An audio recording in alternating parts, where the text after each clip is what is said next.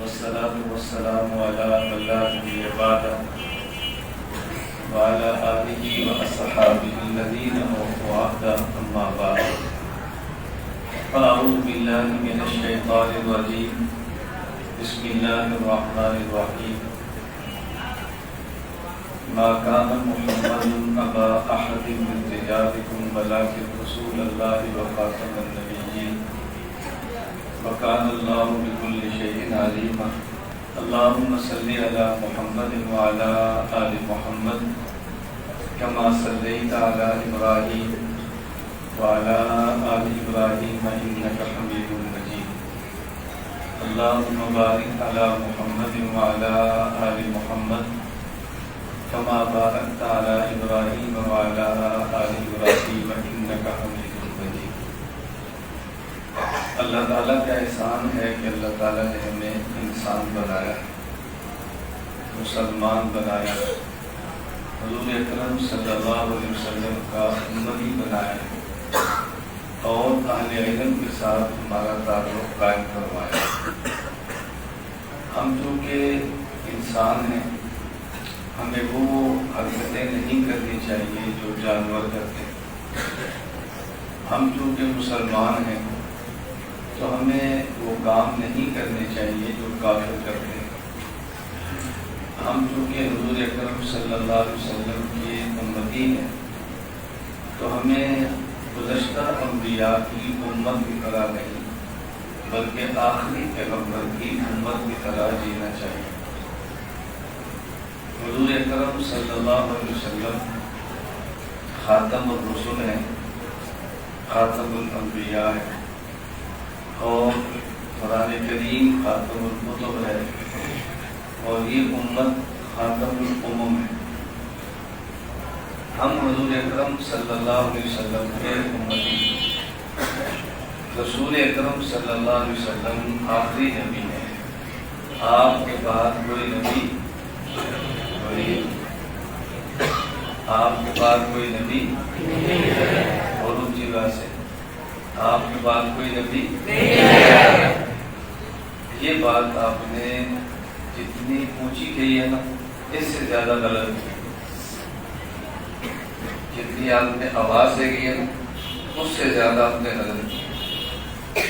عقیدہ ختم نبوت میں یہ نہیں کہتے کہ حضور صلی اللہ علیہ وسلم آخری نبی ہیں اور آپ کے پاس کوئی نبی نہیں آئے گا۔ کیوں؟ اس لیے کہ اس پر قادیانی اعتراض کرتے ہیں کہ حضرت عیسیٰ علیہ السلام آئیں گے یا نہیں؟ تو آپ کہتے کوئی نبی نہیں آئے گا، پھر آپ کہیں گے عیسیٰ علیہ السلام نبی ہیں لیکن امتی بن کر آئیں گے۔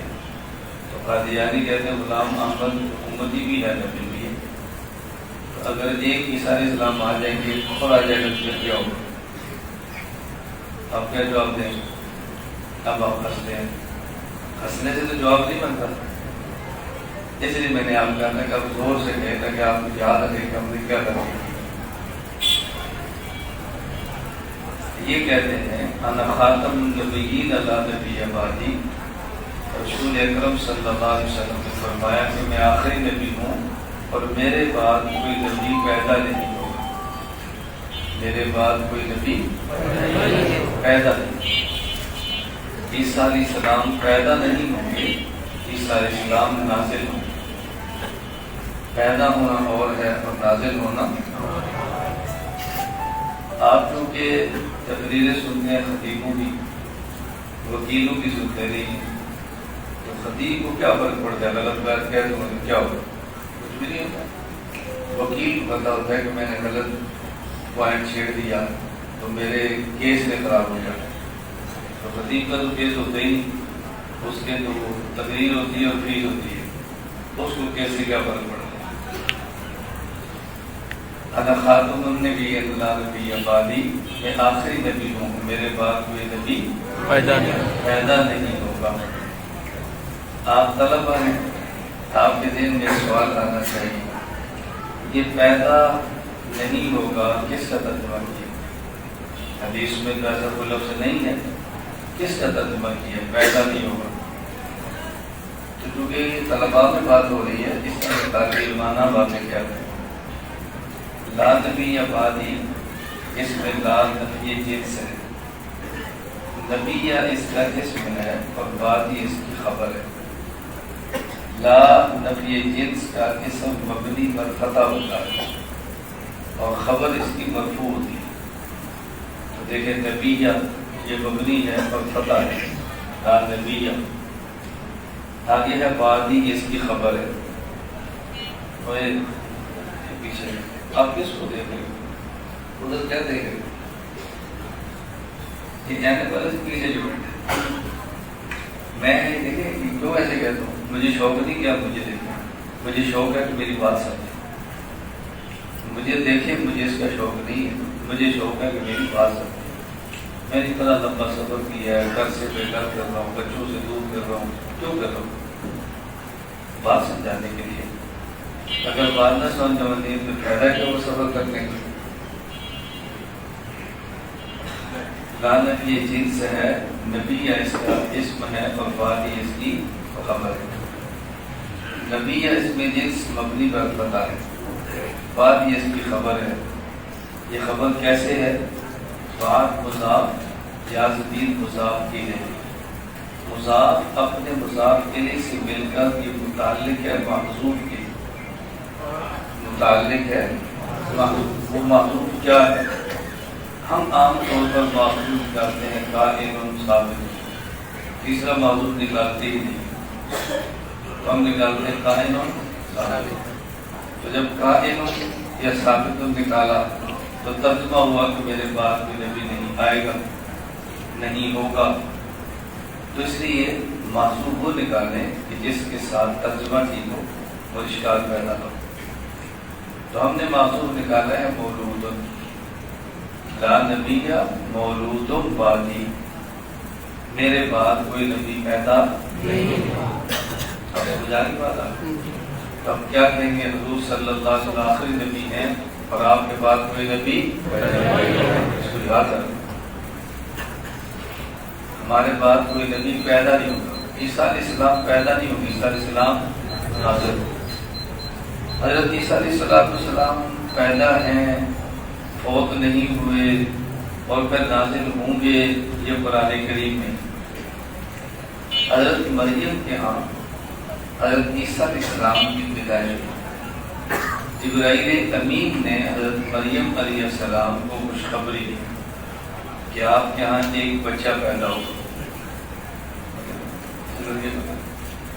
ہل بھی رہے اور دیکھ بھی ادھر رہے، ہل بھی رہے اور دیکھ بھی ادھر رہے، منہ میری طرف ایسے دیکھ رہے، سمجھ ایسا میں بھی خوش ہوں، میرے طرف منہ ہمارا میں کام بھی کر رہے ہیں، یہ میری بات ہے، خوشی بہت عجیب لگے گی، لیکن جب ہم ایسا چلے گے نا آپ کو پھر مزہ آئے گا۔ میں کیا کہتا ہوں، جو کہ بعض کو مجھے عقیدت ہے، بعض مزے ہوئے ہیں، عقیدت والے کو مزہ آتا ہے، پھنسا ہوتا ہے، پریشان ہوتا ہے، یہ کیا کی باتیں کرتے ہیں، یہ انسانی فطرت ہے۔ عقیدت ہو تو لطیفہ بھی علم لگتا ہے، عقیدت نہ ہو تو علم بھی لطیفے لگتے ہیں۔ میں ایک بات کو بھی جانتا ہوں کہ میں دنیا میں سفر کرتا ہوں، ہر روز بیٹھا رہتا ہوں، تو میں اس لیے باتیں کھل کے رہتا ہوں۔ قرآن کریم میں ہے حضرت مریم کو بشارت ہے، اس میں کیا فرمایا؟ وَيُكَلِّمُ النَّاسَ فِي الْمَهْدِ وَكَهْلًا، وَيُكَلِّمُ النَّاسَ فِي الْمَهْدِ وَكَهْلًا، فِي الْمَهْدِ گود میں اور کہلا بڑھاپے میں۔ حضرت مریم کا بیٹا عیسیٰ گود میں بات کرے جب بچے بات نہیں کرتے، یہ تو خرق عادت ہے، اور بوڑھا ہو کر بات کرے یہ تو کوئی خرق عادت نہیں، سارے بوڑھے باتیں کرتے ہیں۔ عیسیٰ علیہ السلام بات کرنے کی کس بات کی بشارت ہے؟ کس بات کی بشارت ہے؟ بات سمجھ آ رہی ہے؟ بھائی آپ اپنا بیٹا مدرسے میں لائیں، مدرسے کا نام کیا ہے؟ آسم والے کہتے ہیں کہ آپ اپنا بچہ دو، یہ حافظ بن گیا تو تراویح پڑھائے گا۔ تراویح تو سارے ہی آپ میں پڑھاتے ہیں، اس میں کیا کچھ یہ تو کہ اگر ہمارے پاس یوز کرے گا تو یہ مسجد نبی میں تراویح پڑھائے گا، یہ بات تو سمجھ آ رہی ہے۔ یار بڑی بات ہے، تراویح پڑھائے گا، وہ تو سارے ہی آپ پڑھاتے ہیں، کوئی بڑھاپے میں سارے ہی بوڑھے باتیں کرتے ہیں، عیسیٰ علیہ السلام بات کر لیں تو پھر کیا ہوگا؟ اس کے معنی عیسیٰ اسلام کا جس طرح بچپن میں عادت بات کرنا یہ خلق عادت ہے، روٹین وائز نہیں ہے، اسی طرح آپ کا بڑھاپے میں بات کرنا بھی خلق عادت ہے، روٹین وائز نہیں۔ وہ کیسے ہے؟ عیسیٰ علیہ السلام جب دنیا سے لیے تو 32 سال کے تھے، 32 سال کا تو بوڑھا نہیں ہوتا، جوان ہوتا ہے، تو پھر بڑھاپا کب ہوگا؟ انہوں نے تو بڑھاپا دیکھا ہی نہیں ہے۔ اس کا معنی ہے کہ ان پر بڑھاپا آنا ہے، بڑھاپا ابھی وہ زندہ ہے، ابھی بڑھاپا انہیں دیکھنا ہے۔ یہی ہم کہتے ہیں کہ وہ نازل ہوں گے، بوڑھے ہوں گے، پھر دنیا سے جائیں گے۔ اب بات سمجھ آ رہی؟ قرآن کہہ رہا ہے کہ بڑھاپے میں باتیں کریں گے، انہیں تو بڑھاپے میں بات نہیں، 32 سال کے آسمان پہ چلے گئے تھے، ہم کہتے ہیں آسمان پہ چلے گئے تھے، میرے صحیح اور عیسائی کہتے ہیں بہت ہو گئے، بھائی بہت میں تو 32 سال کے ہوئے نا، 32 سال میں تو بوڑھا نہیں ہوتا۔ سوال یہ کہ بڑھاپے میں بات کی ہے کہ نہیں، بحث یہ ہے۔ بہت ہونے اور زندہ ہونے کا الگ مسئلہ ہے، ہمارا موقف یہ ہے کہ وہ زندہ ہے اور بوڑھے ہوں گے، آسمان سے آپ نازل ہوں گے۔ حضور اکرم صلی اللہ علیہ وسلم آخری نبی، آخری نبی کے بعد وارث آخری نبی کے وہ علماء ہیں، ان العلماء ورثۃ الانبیاء۔ عالم کو نبی کا وارث کیوں فرمایا؟ عابد کو نبی کا وارث نہیں فرمایا، عالم کو نبی کا وارث فرمایا، عابد کو نبی کا وارث نہیں فرمایا۔ کیوں؟ اس لیے کہ نبوت کمال علمی کا نام ہے، کمال عملی کا نام نہیں ہے۔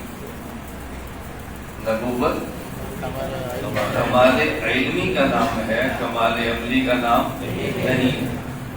خدا جب نبوت کمال علمی کا نام ہے تو وارث وہ جو ہوگا نا جس کے پاس یہ کمال ہوگا، وہ عالم عابد تو نہیں۔ نبوت کمال علمی ہے، نبوت کمال عملی نہیں ہے۔ اس کی دلیل کیا ہے؟ اس پر دلیل دلائل ہیں کہ نبوت کمال علمی کا نام ہے۔ میں ایک دو دلیل سمجھا دیتا ہوں۔ قرآن کریم ہے تِلْكَ الرُّسُلُ فَضَّلْنَا بَعْضَهُمْ عَلَىٰ بَعْضٍ، بعض رسولوں کو اللہ دوسرے بعض پر فضیلت دیتے ہیں۔ وَلَقَدْ فَضَّلْنَا بَعْضَ النَّبِيِّينَ عَلَىٰ بَعْضٍ، بعض نبیوں کو دوسرے نبیوں پر فضیلت دیتے ہیں۔ ایک نبی دوسرے نبی سے افضل ہے، یہ قرآن سے ثابت ہے۔ رسول اکرم صلی اللہ علیہ وسلم افضل الانبیاء ہیں، یہ اجماع سے ثابت ہے، یہ اجماع سے ہے، اور آپ کے مبارک ارشادات سے ہے۔ فضلت علی الانبیاء، اور بھی بہت سارے دلائل ہیں کہ رسول اللہ صلی اللہ علیہ وسلم افضل ہے۔ اب افضلیت کی وجہ ایک نبی دوسرے نبی سے افضل ہے، یا وجہ علم ہے یا وجہ عمل ہے۔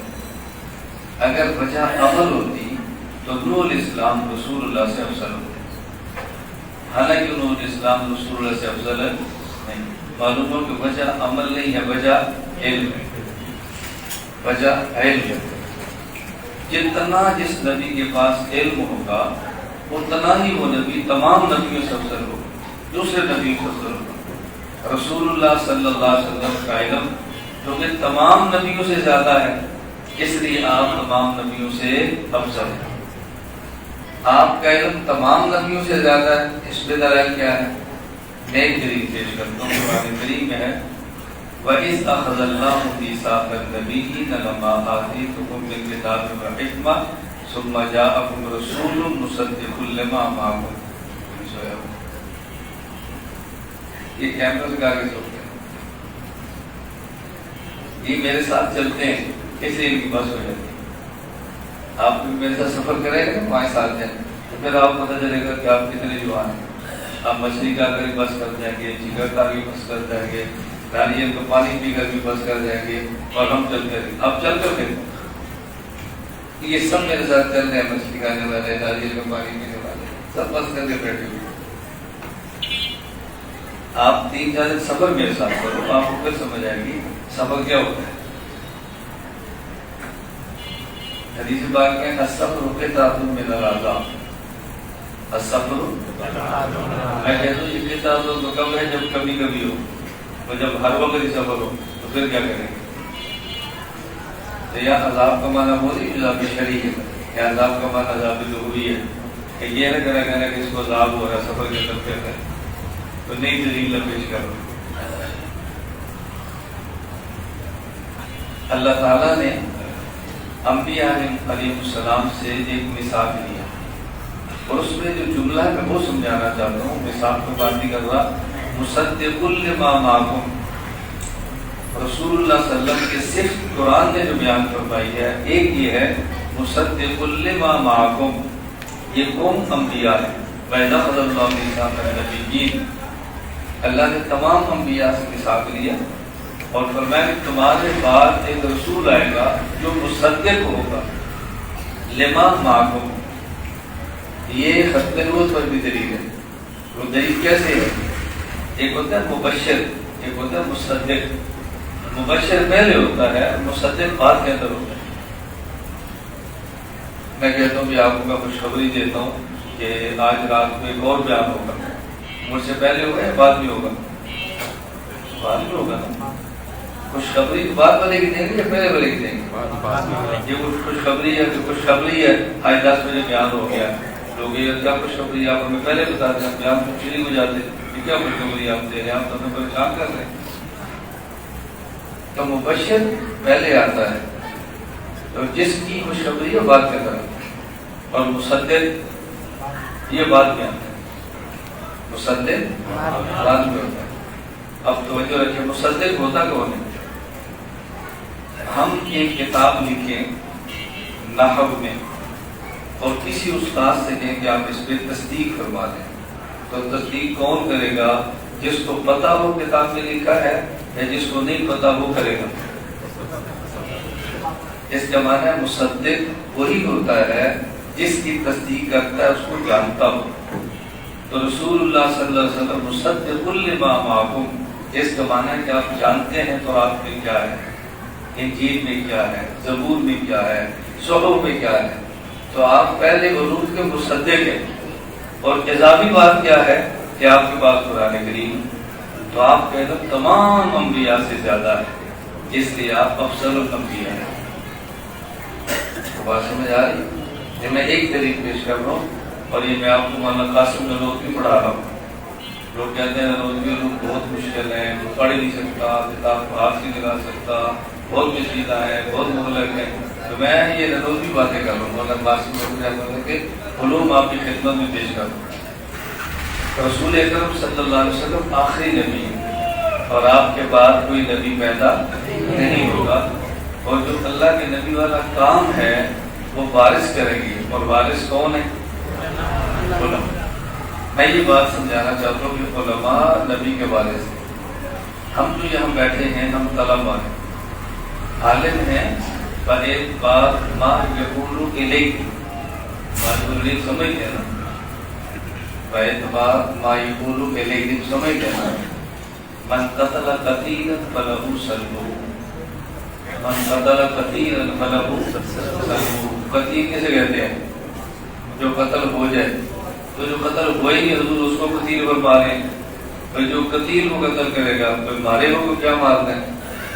اس کا معنی جس نے قتل ہونا ہے اس کو حضور پر ماریں قتیل، تو جس نے عالم بننا ہے ہم اس کو کہتے ہیں عالم۔ میں اس لیے کہہ رہا ہوں کہ آپ میں سے جس اساتذہ ہیں یہ بالفعل عالم ہیں، اور میں اور آپ ہم بالکل عالم، پڑھتے رہیں گے تو ہم بھی عالم بن جائیں گے۔ تو عالم نبی کا وارث ہے، یہ بات ذہن میں آ گئی۔ عالم نبی کا وارث ہے، لیکن عالم کون سا ہو، علم اس کے پاس کون سا ہو؟ قرآن کریم میں ہے انما یخشی اللہ من عبادہ العلماء، انما یخشی اللہ من عبادہ العلماء۔ علم وہ ہے جو خشیت پیدا کرے، جس علم کے ہوتے ہوئے آدمی کے اندر اللہ کا روب، اللہ کا ڈر، اللہ کا خوف نہ ہو، یہ علم نہیں ہے، یہ جہالت ہے۔ یہ علم نہیں ہے، یہ کیا ہے؟ جہالت۔ علم الفاظ کا نام نہیں ہے، علم روح ہے، الفاظ اس کا لباس ہے۔ جس بندے کے پاس خشیت نہیں ہے اور علم ہے، وہ علم نہیں ہے۔ علم وہ ہے کہ جو خشیت کو پیدا کرے۔ علم ایک مفہوم کا نام ہے، اس مفہوم کو ادائیگی کا نام الفاظ ہوتا ہے۔ ہم بس اوقات اور غلط الفاظ کو علوم سمجھ لیتے ہیں۔ آپ نے کبھی باہر بازار میں دیکھا ہوگا کہ بعض دکانوں کے باہر اندر بندہ نہیں ہوتا، ہوا بھری ہوتی ہے اور اوپر اس کے بڑی پلاسٹک کا لباس پہنا ہوتا ہے اور وہ ایسے اشارہ کر رہا ہوتا ہے، اس دکان پر آؤ، اس دکان پر آؤ۔ تو جس کے اندر خشیت نہ ہو اور صرف الفاظ ہو، بس یہ وہی جس میں ہوا بھری اور اشارے کر رہے ہیں، ادھر جنت ہے ادھر جہنم ہے، یہ کر لو وہ کر لو، یہ وہی۔ اور قرآن کریم نے کہا ہے مثل الذین حملوا التوراۃ ثم لم یحملوها کمثل الحمار یحمل اسفارا۔ یہ عالم نہیں ہے، میں نے کہا جاہل ہے، جاہل۔ اور جاہل کو ہمارے ہاں سمجھانے کے لیے کہتے ہیں گدھا ہے، بیوقوف کہیں گا، گدھا کہیں گا۔ گدھا کس کو کہتے ہیں؟ مختلف جانوروں کے نام ہماری زبان میں مختلف مفہوم کو ادا کرنے کے لیے استعمال کیے جاتے ہیں۔ اگر کہنا ہو فلاں بندہ دلیر ہے، کیا کہتے ہیں؟ شیر ہے۔ فلاں بندہ دلیر ہے، کیا کہتے ہیں؟ شیر۔ فلاں بہت سست ہے، کیا کہتے ہیں؟ یہ لن ختم ہو گئی۔ فلاں بندہ بہت سست ہے، کیا کہتے ہیں؟ گینڈا ہے۔ فلاں بندہ بہت چست ہے، کیا کہتے ہیں؟ چست۔ چیتا ہے، چیتا چست ہوتا ہے۔ اور فلاں بندہ بہت بزدل ہے، کیا کہتے ہیں؟ گیدڑ ہے۔ فلاں بندہ بہت چلاک ہے، کیا کہتے ہیں؟ ڈومڑ ہے۔ یہ مختلف جانوروں کے استعارہ کے طور پہ استعمال ہوتا ہے۔ تو گدھے کا استعارہ تو اللہ کے قرآن میں استعمال کیا ہے نا، کأنہم حمر مستنفرہ فرت من قسورہ۔ قرآن نے پھر گدھے کا لفظ استعمال کیا، اور یہ گدھا اللہ نے کن کو کہا ہے؟ هو الذی بعث فی الامیین نمبر 1، وآخرین نمبر 2، مثل الذین حملوا التوراۃ نمبر 3۔ پہلے کون ہے؟ امیین، دوسرے کون ہے؟ آخرین، اور تیسرے کون ہے؟ حمار، تیسرے حمار۔ تو امیین کی تعریف آئی ہے، آخرین کی تعریف آئی ہے، اور گدھوں کی مذمت آئی ہے۔ یہ گدھے کون ہیں کہ جن کے پاس علم ہے؟ یہ وہ ہیں، ان کی باتیں کی جا رہی ہیں۔ کیا مطلب؟ الفاظ ہیں، الفاظ کی حقیقت سے خالی۔ یہ جو قرآن کریم نے فرمایا وَالَّذِي بَعَثَ فِي الْأُمِّيِّينَ رَسُولًا مِّنْهُمْ، امیین کا معنی کیا ہے؟ میں طلبہ سے پوچھتا ہوں، امیین ہم کسے کہتے ہیں؟ امیین کسے کہتے ہیں؟ طلبہ، سادہ نہیں۔ میں طلبہ سے پوچھتا ہوں تاکہ مجھے بات کہنے میں ذرا تکلیف نہ ہو، میں کھل کے کہتا ہوں، توجہ رکھیں۔ ہم کہتے ہیں امیین، جمع ہے امیون کی، اور امیون کہتے ہیں جس نے پڑھا لکھنا نہ سیکھا ہو۔ تو رسول اللہ صلی اللہ علیہ وسلم امی ہیں کیونکہ انہوں نے دنیا میں کسی سے لکھنا پڑھنا نہیں سیکھا تھا، اس لیے امی کہتے ہیں۔ بھائی چلو ان کو تو اس لیے امی کہتے ہیں، تو ان کو امی کیوں کہتے ہیں؟ یہ لکھنا پڑھنا جانتے تھے۔ آپ کیا سمجھتے ہیں کہ عرب میں کوئی لکھنا پڑھنا نہیں جانتا تھا؟ جانتے تھے۔ ان کو امی کیوں کہتے ہیں؟ یہ بات یاد رکھ لیں، اس دور میں دو اصطلاحیں تھیں، ایک لفظ تھا عرب اور عجم۔ عرب اور عجم کا معنی غیر عرب، ورنہ اجمی تو گونگے کو کہتے ہیں۔ ہم گونگے بول نہیں رہے ہیں، عجم بولتے بھی ہیں پھر بھی اجمی ہیں۔ تو اجمی کا معنی گونگا نہیں ہے، اجمی کا معنی عربی نہیں ہے۔ اعجمی و عربی قرآن کریم میں، تو اجمی کو عربی کے مقابلے میں لائے ہیں، اجمی کو ناطق کے مقابلے میں نہیں لائے۔ تورف الاشیاء بازدادها، تو جب قرآن عربی کو اجمی کو عربی کے معنی میں لا رہا ہے، تب یہ اجمی کا معنی گونگا نہیں ہے، عربی کا معنی غیر عرب غیر عرب والذی بعث فی الامیین وآخرین. اب امیین آخرین کے مقابلے میں آیا ہے تو امیین کا معنی نہ پڑھا اور نہ لکھا ہوا نہیں ہے، بلکہ امیین اس دور کی اصطلاح ہے. امیین اس دور کی اصطلاح یہ تھی کہ یہ جو دنیا کے متمدن لوگ تھے جنہیں ایرانی کہتے ہیں، رومی کہتے ہیں، یہ فارس کو روم والے، یہ خود کو پڑھے لکھے کہتے ہیں اور عرب کو امیین کہتے ہیں. عرب کو کیا کہتے ہیں؟ وہ سب اس کو دیکھتے ہیں، وہ مجھے نہیں دیکھیں گے، اس کو دیکھیں گے. بچوں کا قصور نہیں ہے، بچے ہوتے ہی وہ جو کام کریں، اگر یہ کام نہ کریں تو پھر سارے یہاں بیٹھ کے تجربے کیوں کرتے. میں صرف کبھی ان سے یاد رکھنا، میں کبھی ناراض نہیں ہوتا. عالم کی شان ہے اللہم اعنی بالعلم وزینی بالحلم. حلم نہ ہو تو علم کا افادہ ہو ہی نہیں سکتا. کسی عالم سے لوگ تبھی مستفید ہوں گے جب یہ علیم بھی ہو اور حلیم بھی ہو. یہ جو میں بات کہتا ہوں یہ خوشیوں کا نہیں کہتا، سمجھانے کے لیے کہتا ہوں. یہ بچے اسے دیکھتے رہے کہ اور بات نہیں سمجھ پائے. والذی بعث فی الامیین، آگے کیا ہے؟ آخرین. یہ امیین کا مقابلہ آخرین ہے. آخرین کون تھے؟ روم والے. آخرین کون تھے؟ روم والے، ایران والے. یہ لوگ عرب کو امیین کہتے ہیں. امیین نسبت ہے، یہ جمع ہے امیون. امیون منسوب الی الام ہے، ماں والا. وہ کہتے ہیں یہ تو ایسے ہے جیسے ماں کے پاس رہتے ہیں تو پتہ ہی نہیں دنیا میں کیا ہوتا ہے، دنیا کہاں سے کہاں پہنچ گئی ہے ان کو پتہ ہی نہیں ہے. اب سمجھیں؟ تو اس دور میں جو عرب تھے وہ انہیں عجم کہتے ہیں کہ گنگے ہیں، تمہیں تو بولنے نہیں آتا. اور یہ لوگ ان کو کہتے ہیں کہ تم امیین ہو، تم تو ایسے جیسے پڑھ ہوتے ہیں، تمہیں کیا پتا تہذیب کیا ہوتی ہے. اب سمجھ آ گئی؟ اب حضور کو کیا اشکال ہے؟ اس دور کی اصطلاح تھی کہ عرب کو امیین کہتے ہیں. تو رسول اللہ صلی اللہ علیہ وسلم عرب میں تھے تو امی کا کیا اشکال ہے؟ اور مدینے کے اہل کتاب تھے. اہل کتاب جو تھے مدینے میں وہ بھی عرب کو امی کہتے ہیں.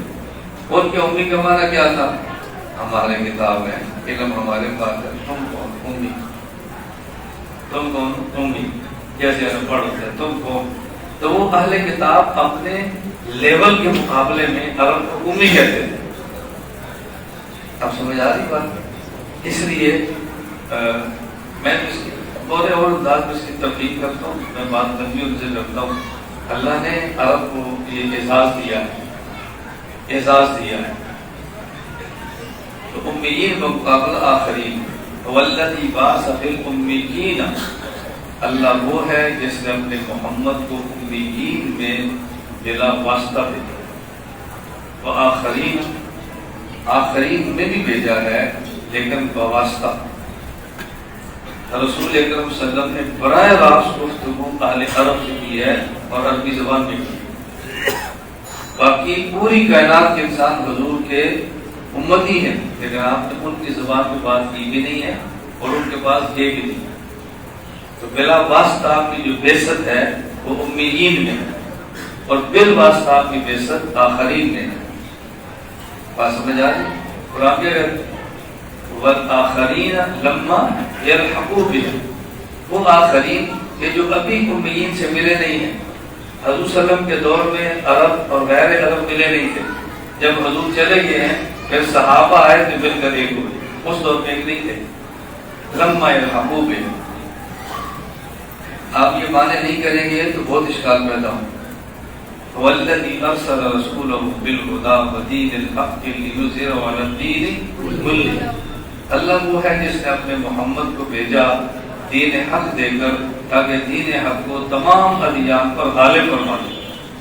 اگر کوئی بندہ آپ سے پوچھے کہ جب رسول اللہ صلی اللہ علیہ وسلم دنیا میں تھے تو کیا دین اسلام دنیا کے تمام ادیان پر غالب آ گیا تھا؟ آ گیا؟ مجوسیوں پر غالب تھے. تو پھر اس آیت کا معنی آپ کیا کریں گے؟ اور حضور کامیاب کیے اذا جاء نصر اللہ والفتح ورأیت الناس يدخلون فی دین اللہ افواجا. یہ افواج کون تھے؟ عرب کے غیر عرب؟ عرب تھے. ایران تھوڑے آئے ہیں فوج کلمہ پڑھنے کے لیے، روم سے تھوڑے لوگ آئے ہیں، یہ عرب تھے. ہم کہتے ہیں حضور کامیاب ہو گئے. کیوں؟ آپ کی براہ راست بعثت عرب میں. اور جب آپ دنیا سے گئے ہیں اس وقت جزیرے عرب میں کوئی ایک بندہ بھی نہیں ہوگا جو کلمہ پڑھنے والا ہو. ایک بھی نہیں ہوگا. جو تھا فرمایا اخرج اليهود والنصارى عن جزیرۃ العرب، نکال دو ان کو. یہاں کوئی نہیں ہوگا بغیر کلمہ پڑھنے والے. غلبہ ہوا کہ نہیں ہوا؟ تو یہ آپ کی بعثت بلا واسطہ ہے، اور باقی عالم میں آپ کی بعثت بال واسطہ ہے. جب یہ بات نہیں سمجھیں گے تو صحابہ کا مقام سمجھ نہیں آ سکتا کہ صحابہ کا مقام کیا ہے، خلفائے راشدین کا کام کیا ہے. اسی لیے ہم کہتے ہیں جو خلفائے راشدین ہیں، خلفائے اربعہ، ان کا دور تکمیل نبوت کا دور ہے. ان کا دور تکمیل نبوت کا دور ہے. جو کام رسول اللہ صلی اللہ علیہ وسلم فرمانا چاہتے تھے اپنی زندگی میں کسی بزرگ وجہ سے نہیں فرما سکے، وہ کام خلفائے راشدین نے مکمل کیا. مسیلمہ کذاب نے دعوی نبوت کیا، آپ نے بھیجا اس کو اڑا دو. حضور کی زندگی میں قتل ہوا، کس نے کیا؟ صدیق کے دور. یہ تکمیل ہے دور، یہ حضور کے کام کی تکمیل ہوئی ہے. خیر یہ تو مستقل عنوان ہے. میں خلفائے راشدین پہ بات کروں بھی، حضرت ابوبکر کے دور میں کیا ہے، عمر کے دور میں کیا ہے، عثمان کے دور میں کیا ہے، حضرت علی کے دور میں کیا ہے، رضی اللہ تعالیٰ. ہم طلبہ ہیں، ہم کو عالم بن کے جینا چاہیے. عالم نبی کا وارث ہوتا ہے، عالم بن کے جینا چاہیے. میں ایک بات گزارش یہ کرتا ہوں کہ علم میں تعمق اصل ہے، توسع اصل نہیں ہے. لفظ سمجھ آئے؟ علم میں تعمق اصل ہے، توسع اصل نہیں ہے. بہت زیادہ کتابوں کا مطالعہ اصل نہیں ہے. علم کا ٹھیک ہونا اصل ہے. بس اوقات مطالعہ بہت زیادہ ہوتا ہے لیکن آدمی نتیجے پر نہیں پہنچتا، اور بس اوقات زیادہ مطالعہ نہیں ہوتا لیکن بندہ نتیجے پر پہنچتا ہے. یہ آپ کو بات سمجھ آئے جب آپ صحابہ کو پڑھیں. صحابہ رضی اللہ عنہم اجمعین کتابوں کا مطالعہ کرتے تھے. عبداللہ بن مسعود کیا فرماتے ہیں؟ کانوا اعمقهم علما، کتابوں کا مطالعہ نہیں کرتے. امام حنیفہ کے دور پہ کتابیں لکھی ہوئی تھی، وہ دور ہی تھا تصنیفات کے بعد بھی شروع ہوا. اور اعمق کے لیے کیسے تھے؟ شیخ الہند اور حضرت کشمیری دونوں میں توازن کر لو. وسعت مطالعہ علامہ کشمیری کا ہے، تعمق شیخ الہند کا ہے. علامہ کشمیری پھنس جاتے ہیں تو شیخ الہند کے پاس آتے ہیں. شیخ الہند نہیں پھنستے، علامہ کشمیری کے پاس ہے، مطالعہ ان کا زیادہ ہے. یہ تعمق کو سمجھنے کی کوشش کرو. تعمق کیا ہوتا ہے؟ آج میرے مدرسے میں بیان تھا، میرے ساتھ میں ساتھ سے کہہ رہا تھا میرے زندگی میں کام کرنے کے لیے 3 شخصیات کو بنیاد بنائے. نمبر 1 رسول اللہ صلی اللہ علیہ وسلم، نمبر 2 امام ابو حنیفہ، نمبر 3 شیخ الہند. پوری تاریخ میں نے 3 شخصیات کا انتخاب کیا ہے، لیکن کو میں اپنے نمونہ بنا کر چل رہا ہوں اور زندگی میں کام کر رہا ہوں. اب اس پر خود وقت دے کے بتاؤں میں ان 3 کا انتخاب کیوں کیا. اللہ ہمیں بات سمجھنے کی توفیق عطا فرمائے. میں خیرم سے کر رہا تھا ان العلماء ورثۃ الانبیاء، عالم نبی کا وارث. ہم عالم بن رہے ہیں. عالم کون سا؟ انما یخشی اللہ من عبادہ العلماء. یہ انما آپ کے کلمہ حصر ہے، یہ انما کلمہ تخصیص ہے. انما کلمہ تخصیص ہے. اس کا معنی کیا ہے کہ خشیت یہ علم کا خاصہ ہے. خشیت علم کا خاصہ ہے. عالم وہی ہوگا جو خدا سے ڈرتا ہو. جو خدا سے ڈرتا ہوگا نا پھر وہ کیا کرتا ہے؟ پھر وہ اللہ کے علاوہ کسی اور سے نہیں ڈرتا، وہ دلیر ہوتا ہے. جو خدا سے ڈرتا ہے وہ دلیر ہوتا ہے، بزدل نہیں ہوتا. عالم ہو اور بزدل ہو، عالم ہو اور بزدل ہو، کیسے ہو سکتا ہے؟ جو اللہ سے ڈرے گا وہ غیر اللہ سے کیوں ڈرے گا؟ اب بات سمجھ آ رہی ہے خشیت کیا ہوتی ہے؟ میں اس لیے وضاحت کر رہا ہوں کہ آپ کے خشیت کا معنی وہ ہونا ہے جو عام طور پہ تقویٰ بیان کیا جاتا ہے، وہ تو ہے ہی ہے. میں وہ بات کہنا چاہتا ہوں جو عالم کی شان کے لائق ہے. بے خوف کام کرنا یہ عالم کی شان ہے. جو خدا سے ڈرے گا وہ غیرت مند ہوگا، وہ غیور ہوگا. جو خدا سے ڈرے گا وہ باحیا ہوگا. وہ کسی کی ماں بہن کو نہیں دیکھے گا. جو خدا سے ڈرتا ہے تو دیکھے گا، تو خدا سے ڈرتا ہے. تو جو عالم خدا سے ڈرے گا وہ باحیا بھی ہوگا، غیرت مند بھی ہوگا، بے خوف، شجاع اور بہادر بھی ہوگا. رسول اللہ صلی اللہ علیہ وسلم کے بعد سب سے بڑے عالم کون ہیں؟ اس امت میں سب سے بڑے عالم ابو بکر صدیق.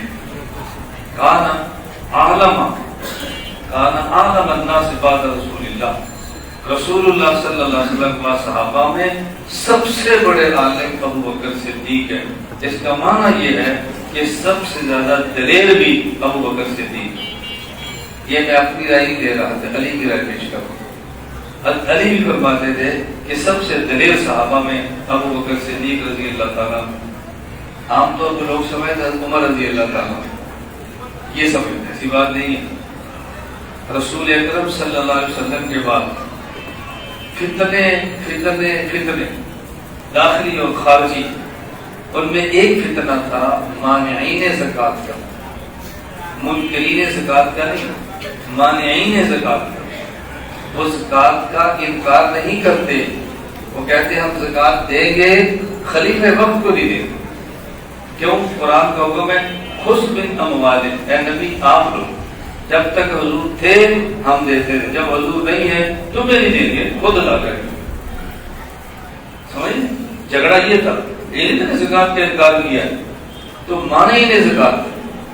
ابو بکر صدیق نے کیا فرمایا؟ لو منعونی اقالا، اگر وہ لوگ اللہ کے نبی کو زکوٰۃ کے اندر ایک عقال دیتے تھے. عقال کسے کہتے ہیں؟ آج آپ نے دیکھا اربوں کو جن نے سر پہ رومال رکھا ہوتا ہے اور رومال کو کالا سا رسا باندھا ہوتا ہے، وہ عقال ہے. عقال وہ ہے.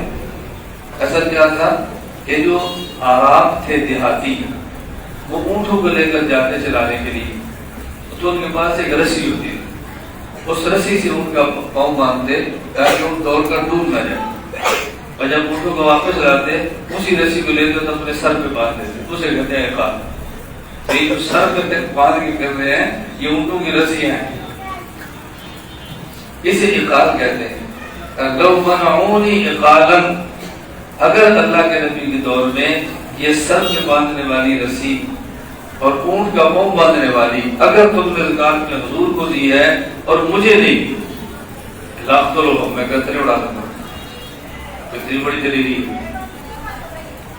حضرت عمر رضی اللہ تعالیٰ عنہ جیسا شخص ابو بکر صدیق کے سامنے کھڑا ہوا اور کہا ابو بکر مرتدین کا فتنہ دیکھو، منکرین ختم الوت کا فتنہ دیکھو، ارتداد کی فضا پھیل گئی ہے. یہ گھر کا فتنہ ہے، چھوٹا ہے، ان کو مؤخر کر دو، پہلے ان سے نپٹو. ابو بکر صدیق نے فرمایا یا عمر انت جبار فی الجاہلیہ و حقار فی الاسلام. جب کلمہ نہیں پڑھا تھا بہت دلیر تھا، گزر ہو گیا ایوب کا سو دین وانا آئی، دین زندہ مٹ جائے اور دین میں کمی آ جائے، ابو بکر زندہ رہ جائے، ایسا نہیں ہوگا، میں اکیلا لڑوں. ابو بکر صدیق تنہا گھوڑے پر بیٹھے، تنہا سارے صحابہ میں سے تنہا ابو بکر صدیق. امام سیوطی کہتے ہیں قام زمن رد مقام الانبیاء، ابتداء کے دور میں ابو بکر ایسے کھڑے ہوئے جیسے نبی کھڑا ہوتا ہے. اور میں گردن اڑا کر رکھتا ہوں. حضرت عمر کہتے ہیں پھر اللہ میرا سینہ بھی کھول دیا، میرا سینہ بھی کھول دیا. آپ ذرا اندازہ کرنا، حضرت ابو بکر صدیق کو یہاں تک کہا گیا اگر آپ نے سارے محاذوں پہ اکٹھا لڑائی شروع کر دی اور مدینہ خالی ہو گیا تو مدینے میں ازواج مطہرات ہیں، ام الہات المومنین ہیں. اگر دشمن نے حملہ کر دیا امہات المومنین کا کیا بنے گا؟ ازواج مطہرات اس دور میں تو غلام اور باقی ازواج تھے نا، اگر کافر نے حملہ کر دیا اور ظاہر ہوتا حالات مدینہ میں کیا بنے گا؟ ابو بکر صدیق کا جملہ سنیں، فرمایا لو جبرت بہن الکلاب، اللہ میں تو ترجمہ کرتے بھی ڈرتا ہوں، ہمت نہیں ہوتی، لو جبرت بہن الکلاب، مدینہ منورہ میں اگر ہماری خواتین کو کتے کے سیٹے میں برداشت کرنا ہوگا، لیکن جو حضور کے کام میں روک دو یہ نہیں ہوگا۔ اس کا نتیجہ کیا نکلا؟ جب ابو بکر صدیق رضی اللہ عنہ نے فوجیں باہر نکالی نا تو یہ رومی یہ سب کر کے انہوں نے کہا مسلمان بہت غیرت مند ہیں، یہ فوجیں تو باہر ہیں، مدینہ اپنی عورتوں کی حفاظت پر کیا کچھ چھوڑا ہوگا؟ اللہ نے روک تاریخ کو، اللہ تعالیٰ مجھے اور آپ کو علم عطا فرمائے، اور علم جب ملے گا اذا ثبت شیء ثبت بلوازمہ، علم ہوگا تو غیرت بھی ہوگی، علم ہوگا تو شجاعت بھی ہوگی، علم ہوگا تو حیا بھی ہوگی، علم ہوگا تو سب کچھ ہوگا۔ علم میں صحیح ہونا شرط ہے، بس پھر انسان کی کایا پلٹ طالب علم ہی ہوتا ہے۔ اللہ تعالیٰ ہمیں طالب علم بن کے زندگی گزارنے کی توفیق عطا فرمائے۔ جب تک ہم مدرسہ میں ہیں ہمارے پڑھنے کا دور، پڑھائی کے زمانے میں تحریکات سے علیحدہ رہیں اور پڑھنے پر توجہ، زمانے طالب علمی میں تحریکات سے علیحدہ رہیں اور پڑھائی پہ مکمل توجہ دیں صبح شام، کیونکہ ہم طلبہ ہیں، اکٹھے بیٹھے ہیں، مذاکرہ کرتے ہیں۔ کوئی طالب علم جس نے زمانہ طالب علمی میں میرے ساتھ پڑھا ہو، آپ اس سے پوچھنا یہ زمانہ طالب علمی کیسا تھا۔ بنگلہ دیش کے 3 طالب میرے ساتھ پڑھے، ایک تو میرے ملے ہیں جامعہ نوریہ میں، تو مجھے اساتذہ نے کہا کہ یہ بتاتا تھا کہ یہ طالب علمی میں کیسا تھا۔ ایک آپ کے مرکز میں بھی پڑھے، ایک مجھے ملے ہی نہیں، پتہ نہیں، ہاں اللہ بہتر جانتا ہے۔ میں طلبہ سے کہا کرتا ہوں کہ میں متون حفظ کرتا تھا، متون حفظ کرتا، فجر کے بعد میں مسجد، عصر کے بعد میں مسجد، نہ فجر کے بعد مسجد سے نکلتا نہ عصر کے بعد مسجد سے نکلتا، یہ کسی استاد کے سمجھانے پر نہیں، خود ہی بیٹھتا تھا کہ میں طالب علم ہوں۔ رات کو سب سے آخر میں ہوتا اور صبح سب سے پہلے میں ہوتا، اور میں کتابیں یہاں رکھ کے جاتا، یہاں فجر میں اٹھتا اور فجر کی نماز تک آ کر کتابیں حفظ کرتا، فجر کے بعد میں قرآن پڑھتا، اشراق تک پڑھتا، اشراق پر یہاں سے پائی اٹھائی اور درسگاہ میں چلے گا۔ متون میں حفظ کرتا، صرف ہے، نحو ہے، منطق ہے، فنون ہے، میں نے بھی الحمدللہ بڑی محنت کی۔ میں یہ باتیں جو کہہ رہا ہوں، اگر آپ چاہتے ہیں کہ آپ فراغت کے بعد کام کریں اور عالمانہ شان سے کام کریں تو پھر اپنی طالب علمی کو درست فرمائیں۔ میں قسم تو نہیں اٹھاتا کہ ایسا ہو کہ میں حادث ہو تو ڈر لگتا ہے، لیکن میں شاید قسم اٹھاؤں تو شاید ٹوٹ نہ ہو۔ یہ بات یاد رکھ لیں، زمانہ طالب علمی میں جو اچھی عادت پڑ گئی وہ فارغ ہونے کے بعد بھی ساتھ رہے گی، اور زمانہ طالب علمی میں جو گندی عادت پڑ گئی وہ فارغ ہونے کے بعد بھی جان نہیں چھوڑتی۔ اس لیے زمانہ طالب علم میں اپنے آپ کو گندی عادات سے بچاؤ، اور گندی عادات سب سے زیادہ جو پیدا ہوتی ہیں وہ موبائل سے، موبائل سے۔ اس موبائل سے جان چھڑا لو، علم بہت ہوتا ہوگا۔ موبائل کے ساتھ چمٹے رہو گے، علم بہت ہوگا۔ یہ موبائل تباہ کر کے رکھ دے گا، تباہ کر کے رکھ دے گا۔ میری بات سمجھ آ رہی؟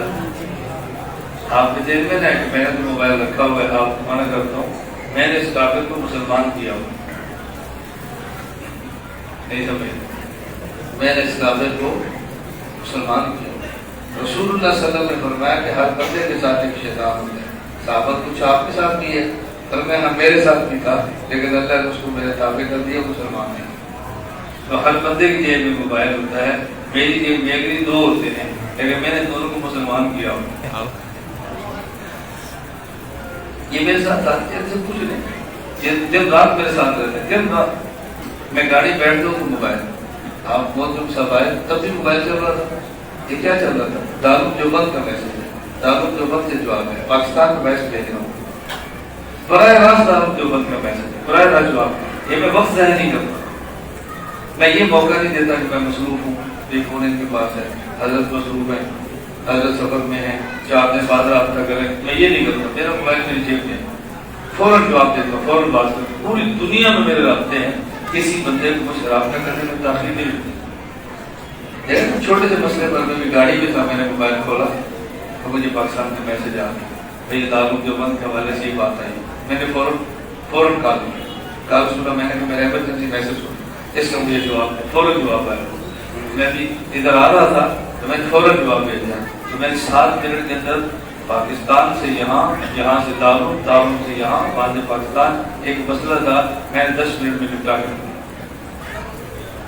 آپ بتاؤ دارالعلوم دیوبند رابطہ آسان ہے کسی بڑے استاد؟